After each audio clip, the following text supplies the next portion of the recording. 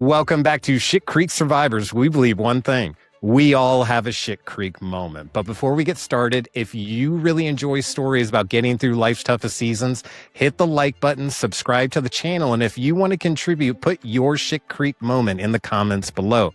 This week, we're hearing Jacqueline Pendleton's story. Jackie is a health and fitness coach with more than 38 years of experience, specializing in individuals in their 40s, 50s, and beyond, rebuilding strength, stability, and mobility from the inside out. She's the creator of the full body renovation method, focusing on the often overlooked inner core and the connection between stress, movement, posture, and overall well-being. But Jackie's work isn't just based on nearly 4 decades of coaching. She's also navigated her own injuries, stress and burnout, giving her a firsthand understanding of what it feels like when your body and your life don't work the way they used to. Today, we're talking about stress, resilience, personal responsibility, and getting through the challenges that come with life in your 40s and beyond. Let's get into it. Jacqueline, thank you so much for being on Shit Creek Survivors. It is an honor and a privilege. If you would introduce yourself to our listeners and let us know a little bit about you. So, my name is Jacqueline, or Jackie. My friends call me Jackie, and I'm 63. I've actually been living overseas since I was 17 and a half, because I used to be a professional dancer. And then I went into the fitness industry. So I've been in the health and fitness industry over 38 years. And then a personal trainer for 18 years, but I call myself a midlife movement coach because generally people want to run in the opposite direction 5 kilometers when they find out that you're a personal trainer. Okay. Right. So so that's what I do. And that's what I'm passionate about, helping people. So I work with women 40 and 50 and beyond with stress issues. So, yeah, so I work with stress issues. I'd actually left a 31-year marriage, which was quite difficult. And so because my body didn't have a sense of humor, I ended up gaining 15 kilos at a racing heart rate from stress. But I was actually quite burnt out. Yeah, so I pretty much built my program to help people from that because I went through all of the things myself. It's pretty amazing how we can use those things that happen to us to help other people, which is so interesting about meeting people like you, coming on the show, how we can help other people through our experiences. So who typically is coming to you? Like, how does that process typically work, or how do you get to speak to these individuals? I mean, I'm guesting on a lot of shows as well as doing summits and things like that. Yep. I still work with people. I'm actually based in New Zealand. I don't know whether I mentioned that. I'm actually based in New Zealand. So I've lived here for 36 years. And so I work with women 40 and 50 and beyond, and how they come to me is basically they book a call and then I just chat with them to see what it is that's going on. I've worked a lot with women who have got stress issues. So some where their child has killed themselves, like their adult child has hung themselves, or they've had other things happen, or they've had domestic violence issues. And then by the time they've got to their 40s and 50s and gone through perimenopause, menopause, they've got all of these symptoms of stress that they haven't realized is related to all of that stuff. And so I help them unpick all of those things based on what I've gone through myself. Obviously, I haven't had my kids kill themselves, but I have had some of my children have had issues, let's put it that way, which have created a lot of stress. Yeah. I know I put my parents through it too. Yeah, I know. Isn't it funny? I don't know why. It's not funny. It's not funny, but it's sort of like, as I say to my kids, when you get kids, you'll really appreciate what I've actually done for you because they've got no children. Absolutely. We don't have kids, but I've got a niece and nephew that I get to be the cool uncle, and my wife's the cool aunt. We go up there, give them sugar and toys for a couple days, and then run back to Atlanta. And then you can actually give them back though. That's the thing. It's a bit like grandkids. Whereas when they're yours, you've got nowhere to go. There's no end. That is super funny. And so you're saying that stress is a huge influence during this period of time. And you're saying stress actually has an effect on our physical body during that process. And you were saying you kind of explain that to the people who come to you for help, and you kind of pick it apart.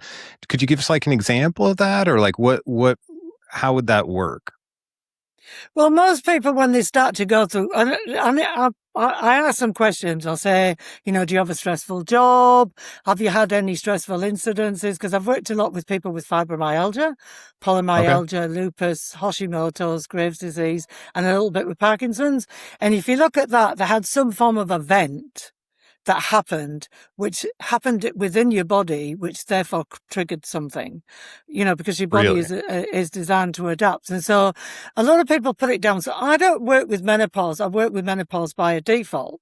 Okay. So when people hit perimenopause, menopause, the body goes, right, I'm going to show you now. I've been trying to tell you all of this time that something is going on, knocking on your body and saying, I'm telling you something and you're not listening. And then they start to gain weight, or they start to lose weight, and they start feeling fatigued. I mean, I couldn't even get out of bed. Really? And I mean, I had an in-person business. I was training up to 10 people a day. And I would get up and I'd go, hello, how are you today? Because I was in show business, right? I could put the show face on. I might have had a fight backstage, and then I could, go on stage, right? And then I'd come into the house and I'd be like, ugh. And the kids would say, oh, you're so miserable all the time. And I'm like, they didn't realize that I was just having to constantly perform. For my clients, because they were there to help me. So when I speak to these people, I ask them several different questions, and then we start to build a relationship and understand. And really, I don't help them unless I understand that I actually can help them. Even if it's just really empowerment to understand, because I felt quite isolated. I thought, oh, it must be me. There must be something wrong. Right. Even though I'm quite a positive person and I've had a lot of challenges that have helped me stay strong, I just keep getting up and dusting myself off. But it's just, they feel quite isolated, or they think it's them. And it's really empowering them. A bit like when you talk about PTSD, etc. It's just understanding it and realizing it and seeing themselves in your story. So I do talk about my own story, and they're like, that just makes perfect sense, because they've gone to the doctor, which is what I did.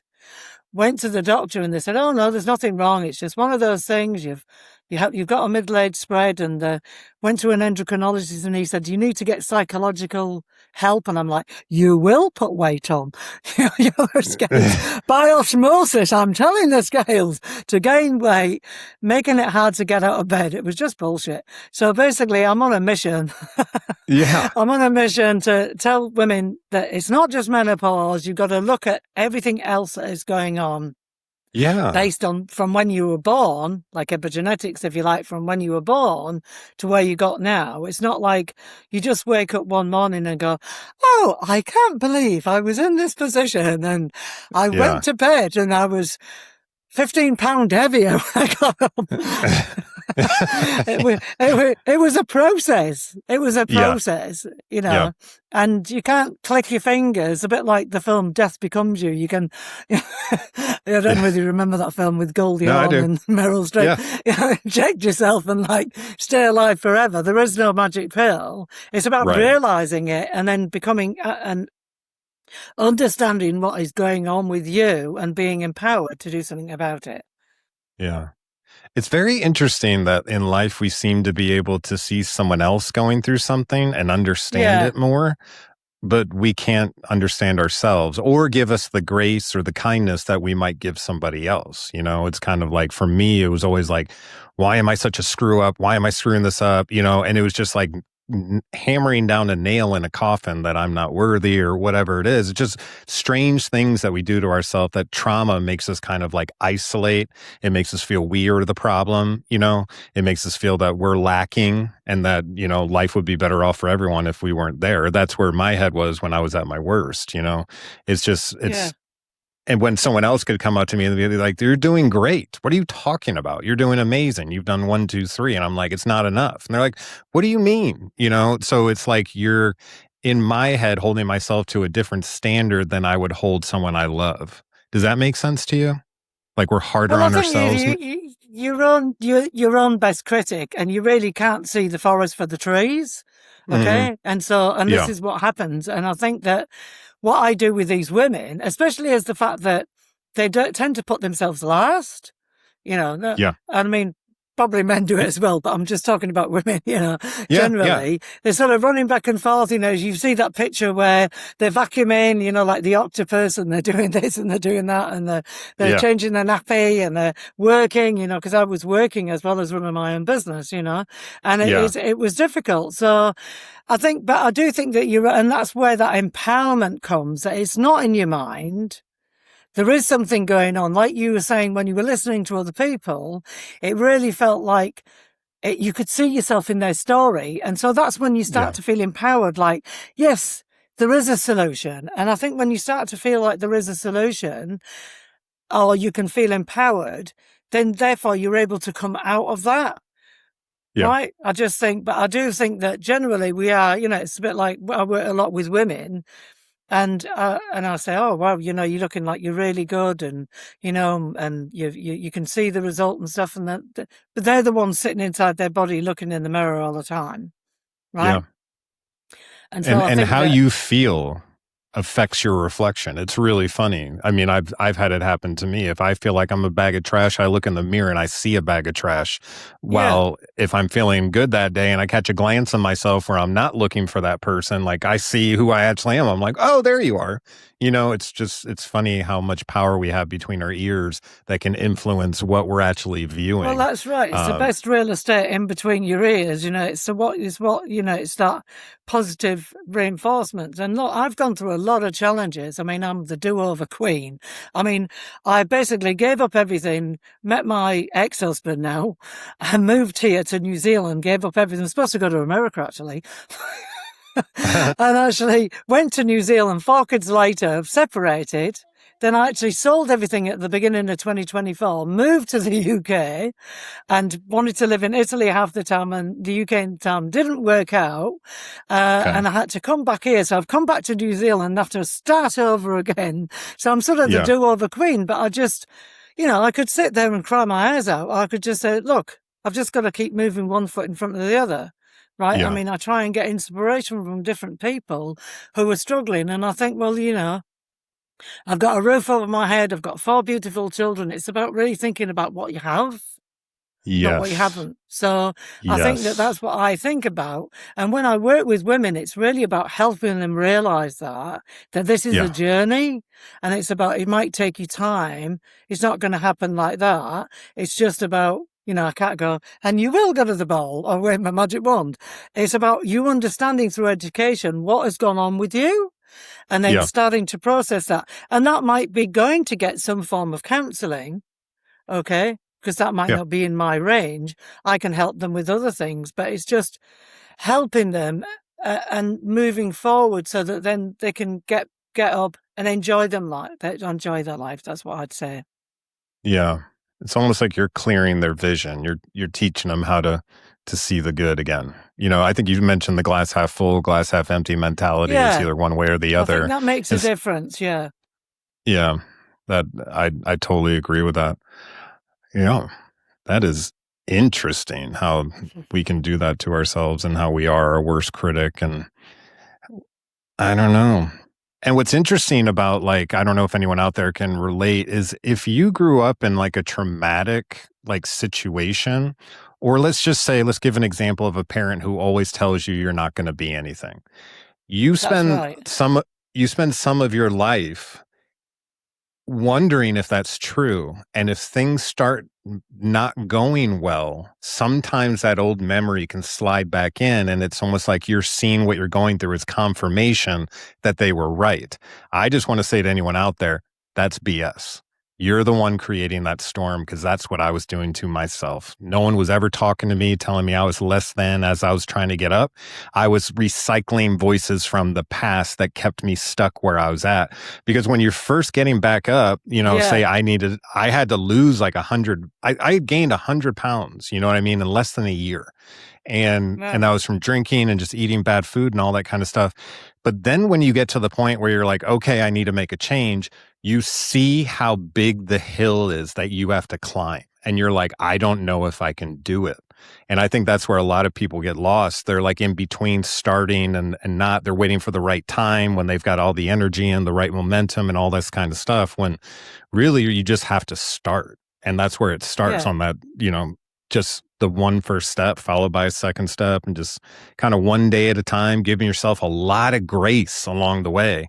And when you hear other people's stories, it makes things more hopeful, because Yeah. you know that this person has had this feeling where they had to decide, I'm going to make a change. And you're the queen of that, like you said, that you can actually get I'm to a that. do-over queen. I'm the do-over queen. I've got an American friend, actually. She's my best friend, and she's like, she said, I would be laid in a ditch by now. The amount of stuff that I've gone through over the last 5 years, having to start a house because I didn't really take anything with me. And then I said, sell up, and it's not worked out. And I sold everything, and I'm up to start over again. And my kids are like, oh, why don't you give up? And I'm like, I'm not going to. I'm trying to show them that I'm actually not going to give up. But I think the thing is, when people are starting, and I say this as well a lot, I say, you can't eat an elephant all at once because you're going to get indigestion. It's actually about eating it bit by bit, right? Yep. So you said, not that we're going to go and eat elephants if anyone's vegetarian, but it's really about understanding that and doing one or two things, so if it means getting outside, just walk from your front door, because I know in the US it's a bit like New Zealand. The letterboxes are not like the UK where they're on your door. Right. In New Zealand they're like America. They're quite far away. So, walk from the front door to your letterbox, because sometimes just walking around, wind in your hair, obviously not if it's blowing a gale, makes you feel less stressed, and you start to feel like, well, actually, it's not as bad as I thought. But I do think power of association. I mean, I've always avoided people that are really negative. Like if people have started to put me down, I've just basically lost them as friends, because it just affects me as a person. Yeah. I know it sounds awful, but I just think that it just makes you worse. And that's why if you've already been brought up with quite a negative background, which I feel I have, although my mother was always really, really positive, really encouraging. I think that you've just got to change that narrative. You've got to change that narrative so that then you just, because it's almost like people want to undo what they've done because it makes them feel better, because they get back into that old narrative. So I think it's about changing that, the power of association, and understanding that you just do one thing, like you said, and then the second thing, so that then we don't get indigestion eating the elephant, right? Yeah. One bite at a time. How do you eat an elephant? One bite at a time. Exactly. Makes a laughter, isn't it? Yeah. I love it because it's so comical, but it makes perfect sense, because we're tempted all the time to take on our problem all at once.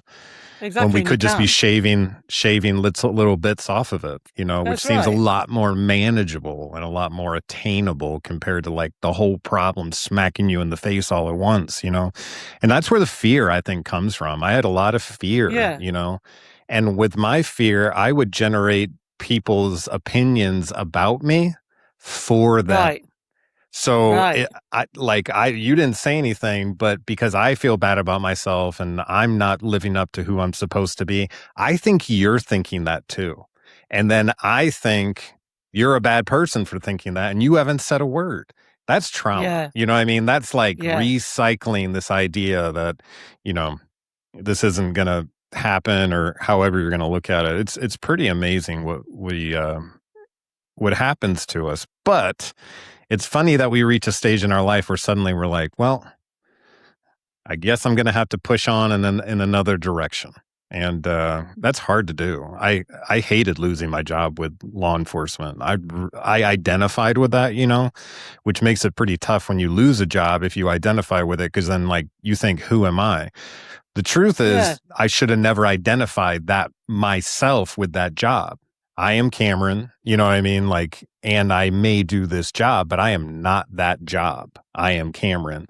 So I had to learn that again. Like, I had to learn that I am not a police officer. I am a person who served as a police officer. And that, and a lot of times, like you said, you mentioned something where we put ourselves last. Yeah, I think, Yeah. I think men's identity is tied up with their roles, what they do, whereas women, genetically, I think, we're sort of designed to, with the children, even if you don't end up with children, do you know what I mean? Like, whereas with men, all of their identity, because that's what they're like, is tied up with what they do, with their role. Like you were saying, you were a police officer, so it's hard to then get what your identity. And you see it even when men retire, they've got what am I going to do now? You know what I mean? So I understand what you're saying, and I do think that even men, it's just because I only work with women generally, but men do also, we all put ourselves last. We always, if you're a giving person and you've had a lot of trauma yourself, you tend to give to other people rather than thinking about yourself, because you can't help other people if you don't help yourself first, right? Yeah. Yep. The old put your mask on so you can put on the other person's mask. I was going to say that a lot on you. On the flight. I use that a lot. I've almost beat Why it not? to death, I don't want to die first.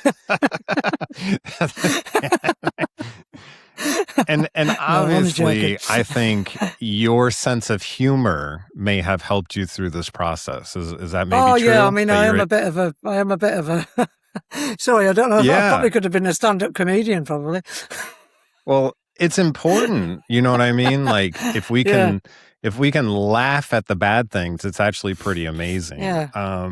It's when you start to realize God might actually have a sense of humor, because, these silly things keep happening. You're like, really? Again? And you're like, I'll quit resisting whatever message or lesson you're trying to push my way. Geez. And then, you get through it. What would you say to a person who might be stuck in their own shit creek right now, who feels hopeless, who's thinking, I can't do this again, or I can't do this. I talked to someone recently who got right to the end of where their children were like going to college, and right when that happened, she had a vision of them going off into the sunset, into retirement and traveling, and he suddenly said, I'm done. And it shocked her, and it took basically like her legs out, because she thought her whole life was like this, what she saw ahead of her. And it took a minute to kind of get herself moving in another direction. And we kind of talked about it earlier, but the idea that it's really hard in those situations because you didn't create the problem. You don't actually think like you actually did it. And so you kind of like, I thought it was someone else's responsibility to come and save me after I got shot. Like, I didn't create this. You should be helping me. What's going on? But the truth is, the responsibility for the person to get up lands solely on that person. It kind of goes back to the idea of like, you can lead a horse to water. Like, I don't know how many people. Yeah, so many people led me to water, but I wasn't going to drink until I said, Cameron, I'm ready to drink. So it's an odd thing we do to ourselves that, we'll resist things because I don't know. I'll resist something because I don't like being told what to do, although it's the thing that's going to make me feel better. Weird. But that's human nature. And I mean, look, women that have come and worked for me have said to me, God, I've actually got to take responsibility. And I've gone, you do have to take responsibility. And look, I left my marriage, and it was quite hard, because I bet I'd given up a lot, and for me it was for life. It's really, really serious. For me, and so it was quite hard. But then I just thought, well, I've done it now. There's no point in shoulda, coulda, woulda. Okay, I can't change what's happened. I've just got to put one foot in front of the other, get out of bed, and move forward. And it might be just start journaling how I feel, just get started. But I do think if somebody's really overwhelmed and something has happened, it is quite hard. And I think that's where you need that emotional support, whether it be talking to somebody or friends and family. I've been really lucky. I've had really good friends and family around me, and I've had quite a good network because I'm a bit of a networking ninja. Okay. Mm-hmm. So I've got because I've lived overseas for years, since I was 17 and a half. So I've had to sort of build friendships with people. And so therefore I think, if you look at how things affect your health and stuff, epigenetics, social is one of those things. And so if you feel isolated and you feel that you've had a lot of trauma, it's hard to get out of that. So I think that's where, you first of all need to take responsibility and then seek to be able to get assistance. I mean, like yourself, you started to seek assistance, you started to listen to other people, which therefore helped you. Am I right there? Yeah. Eventually, I was like, once I realized that I need to start taking action on my own, that it wasn't going to be done for me. Yeah. That's when I started taking it more serious. When I realized that nothing was going to change until I changed it. And that's taking responsibility, like you were talking about, it can be like this, it is my responsibility to get back up, or taking responsibility for a situation that happened where, for 10 years, you can think you were right about an argument that you had with another person. But if you actually go back to it with the kind of the lens of what did I contribute to this, it actually can free you up a little bit, because then you take account for those things and you're like, okay, well, I can change those, I can move forward. And then you do, it's actually quite funny how that works. Yeah. But I think the thing is, it's a process. And I mean, the people that I've worked with, including myself, it's a process. It happened. Sure. It's not going to happen on day one. Don't beat yourself up. It's a bit like when I'm getting people to change and they're like, oh, it's like, don't worry about it. Just get back on the horse. Yeah. Okay, this is your life. It was a journey to get where you were and where you've ended up. And it's going to be a journey to get where you are. Enjoy the journey and understand that, it's going to be a bit like that. And then it's going to go up, and then it's going to be a bit like that, like a roller coaster. And then, and a lot of times they've said it felt like a roller coaster. And I said, and this is the thing, this is what it's going to be like. It's just about picking yourself up, dusting yourself off, and just keep moving forward, one foot in front of the other, one day at a time. Yeah, 100%. 100%. Now, you are going to, or I'm going to put all your information in the bio. So anyone listening is able to reach out to you, contact you for your services, or just get some help with some stuff. Is there anywhere else that you just want to mention now that anyone could reach out to you quickly? Well, I mean, a lot of times I'll just say if they want to book a call or have a chat, I'll reach out to me. Because of the fact that sometimes it's just about talking to that person.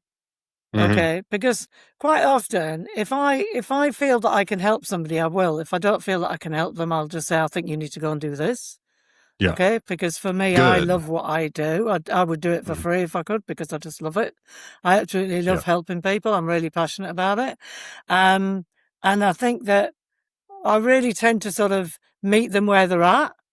Meet them where they're at, and then point them in the right direction if I can't help them. Right? Because it's not about me. It's actually about them as a person and what they need. I like that. We talk about the idea of, like, if you're stuck in shit creek, sometimes the best person is the one who will get down in the creek with you and sit down next to you. They may not even be able to fix the problem, but the fact that you have company, someone sitting next to you saying, okay, I see where you're at. I see where the problems are. I can't help you, but I know someone who can. Exactly, and that's the way to do it, yeah. Yeah, absolutely. And I mean, that's the way to do it. That's the way to do it, rather than go, oh, no, you need to come and work with me because I need this. No, because it's not about you. It's actually about them. It's about that person and understanding where they're at, and actually sitting and holding their hand and sitting next to them. It's a bit like, if somebody was in a war, and they've got injured and the soldiers next to them, and they're saying, it's okay, we're going to get through this, right? They need that person to move them to the next step. Do you see what I mean? So that's how I approach things. Yeah. Yeah, I really like that. That makes a lot of sense. You need that, because everyone else, it seems like when you're really in shit creek, everyone's yelling from the side, hey, do this, you'd be better if you did this, do that. But they don't know the depth of what you're in until someone actually, there's a special person comes and just sits next to you. And you don't even have to talk about what's going on. They just sit next to you. No. And you're like, yeah. And it's like exactly what you need. It's exactly what you need. You're even unable in that moment, to communicate It's really funny that like a lot of times when we're going through something, we don't have the words to express how we're feeling. You ever notice that? No. And Yeah. and that's where journaling really helps, because what it It does, forces yeah. you to do is articulate and put into words the way you're feeling. And I do it in Yeah. therapy all the time, where I'll say something out loud that I've been thinking. And when I hear it out loud, it sounds a lot more extreme than it did in my head. And I'm able to self Yeah. correct just by getting it out onto like in another form. I can take a look at it. It works a lot. I started journaling initially because I was so angry. And when I would get so angry, I would have to go write it down as fast as I possibly could. Like, talking to people, talking to, whatever, just be like, all this stuff, and it was just venom flowing out of me. But I would feel so much better once it was out of me, because turns out venom doesn't agree with a person. It doesn't sit well inside of you and make you No, feel no, happy. exactly. No. No. It's like eating away at you the whole process, and you feel it. You feel yourself deteriorating. You want to strike out at someone who, either says you shouldn't be feeling that way. If you were stronger, you'd be better. All these kinds of things. You want to, I don't know, attack those people. But for me, those people were never really even saying anything. Anyways, No. we are complicated. I think the thing is, I think, look, I use that a lot when people start with me, and I do say about creating a journal. And as we're going through things, because then it's internalizing it and taking more responsibility, and it sort of gets rid of the noise on the outside. You know what I mean? And also starting to do things they enjoy doing, whether that's knitting, crocheting, going out for a walk, whatever it is that puts them in that happy place, right? Because you need to sort of get your body back into the rest and digest, away from that fight and flight that you're in when you're stressed, and so it's a combination of lots of things, of that social support, physical, mental, diet, all of those things need to work together, like nutrition, exercise, mental, emotional support, all of those different areas, right, all need to work together. Spiritual, if somebody's spiritually, all of the things have got to work together. But I think the journaling is something that really, really does work. Like you said, you were doing that, and at first it might be, you know what I mean? Like, why has this happened? And then eventually it calms down because you've got it out of your system, and it's better to be out than in, isn't it? Yeah, 100%. 100%. It's almost like purging it, just getting it out. And then all of a sudden you can, you can see different parts of it. And then you can start taking account for the part you played. You know what I mean? Once you get that venom out of the way, you're like, okay, now I see it a different way. So that definitely helps. I was just about to say something, but I forgot. Well, you were saying yourself that you were doing journaling. You said that you were doing journaling yourself. Okay. Yeah, I was doing. So you said that you were doing journaling yourself. You were going to a counselor or a therapist, and they were helping you with and how you felt that really helped you because it got rid of those. Is there anything around that you remembered? Yeah, well, no. I mean, I did get shot in the head, so I'm allowed to forget some stuff sometimes. So, so that's the one joke I get to have. You probably wake up in the middle of the night and go, "I remember what it is." Yep, it's usually. It will happen 5 minutes after I get off there. I'll be like, "Oh, that's what I wanted to talk about," and then I'll tell my wife about it, and she'll be like, "Oh, sorry about that." But it's been an absolute pleasure, Jackie, if I can call you Jackie. Yeah, call me Jackie. Thank you so much for sharing your story and sharing the hope that comes with it, because I think we all find ourselves in situations where we feel isolated, we feel alone, we feel like we're the hardest done to person in the world. And I know what I was going to say. It's funny that someone said to me early on when I felt like my life's ruined, it's over, I shouldn't even go on living. I don't know how they asked me this, but it was something to the effect of like, do you see yourself as the main character of the movie of your life? And I didn't know what that meant. I'm like, huh? And it was the idea of like, regardless of what's happened to you in your past, your story is still being written and you're the main character. what would Right. you want to happen for this main character? You can even take yourself out of the equation. And it's like, well, it would be interesting if they did this and that and that. And you're like, okay, well, go do that. Go be the main character. You're not the victim. You're the starring role, you know? And every good movie has a lot of this because, you know, you spend half the movie. The beginning of the movie, you meet the hero, then the hero falls, then the hero gets back up, and then that's the movie. Like a because he roller got back coaster. up. Yeah, we can. Just like a roller coaster. Exactly. So we all understand that on like a conscious level when we watch movies where people push back. When they get back up, we have big cheers because we know what that feels like, right? And you watch Rocky, you get this sudden inspiration. I can do this too. Yeah. I watch that all the time, Rocky. When I'm feeling down, I always go for inspiration, and I've watched Rocky through about 7 times. I've probably watched it about 3 times over the last couple of months, you know what I mean? Yeah. It just helps you because you think, it's not as bad as I think, you know? If we put all of our stuff into a bag, all our problems, we would probably be rushing to try and get ours out because there's other people that are a lot worse off than we are. And I mean, look, you know, I used to watch a lot of CI and the kids would say, you're either going to murder us or... And I said, what I do is I watch it because I find it inspiring. Seems weird, doesn't it? But I find it inspiring because I think there's a lot of people worse off than me. Yeah. Right? So therefore, or they've lost loved ones or whatever. And so therefore, it's about understanding that, you know, this is your life and it's just really appreciating what you've got because you're actually still alive and you're on the earth. You know what I mean? Yeah. Which is a miracle, weird, doesn't it? But anyway. No, it sounds, it's weird that we don't remember that. That in moments where someone cuts me off in traffic, I can literally think I'm being mistreated or hard done to. No, we're just driving cars down the road, you know, but it's like I go on the offense sometimes. And I think a lot of people do that too. They might be feeling low about themselves. I do the Italian thing. I go, whoa. Because I speak Italian, because I used to live in Italy. I speak Italian and I go, I usually do I won't say what it is, but I say it in Roman. It's not very nice. Okay. I put my hand up and go, oh, and then blah, blah, blah, you know. That's in funny. Italian to them usually. That's very funny. That's a great way to do it. Great way to do it.